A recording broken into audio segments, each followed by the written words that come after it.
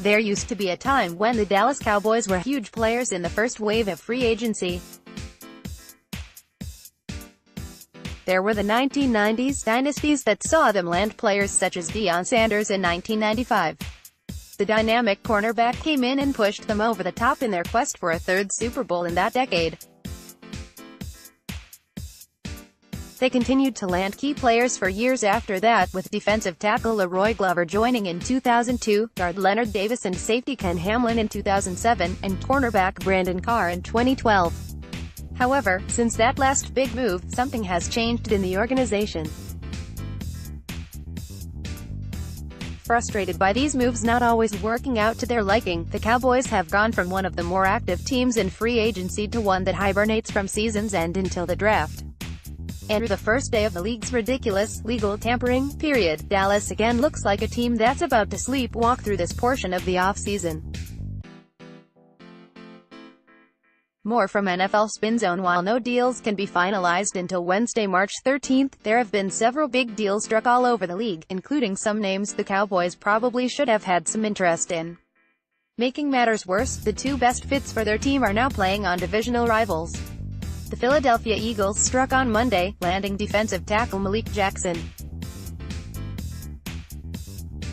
They also made a trade with the Tampa Bay Buccaneers, which brings wideout Deshaun Jackson back to the city of brotherly love. Also improving was the Washington Redskins, who landed safety Landon Collins, who stays in the East after leaving the Giants.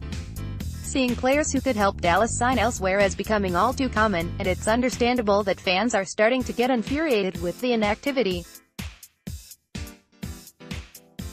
As for the team, the word that constantly comes out is that these players are too expensive, which is partially true. Jackson just signed for 3 years and $30 million, whereas Collins got a massive $84 million deal that spans 6 seasons. Looking at those numbers for a 29-year-old defensive tackle and an in-the-box safety does seem like a lot.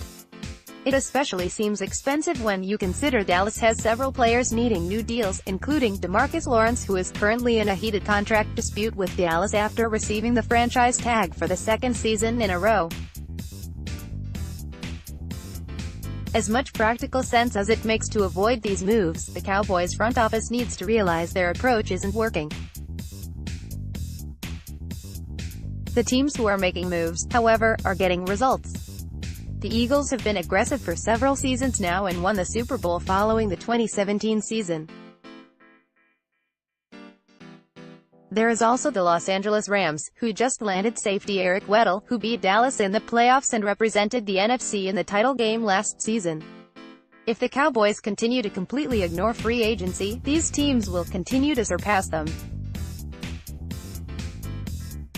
Drafting and signing your own is a great philosophy to have, but there comes a time when a team has to be willing to break the bank for a difference maker. Next, 7th-round 2019 mock draft. This isn't to say that owner Jerry Jones needs to go back to his high-risk ways of the past, but he and his son, Stephen Jones, the man behind the stubborn approach to spending and free agency, need to find a happy medium. If not, there will be plenty more years of frustration and falling short.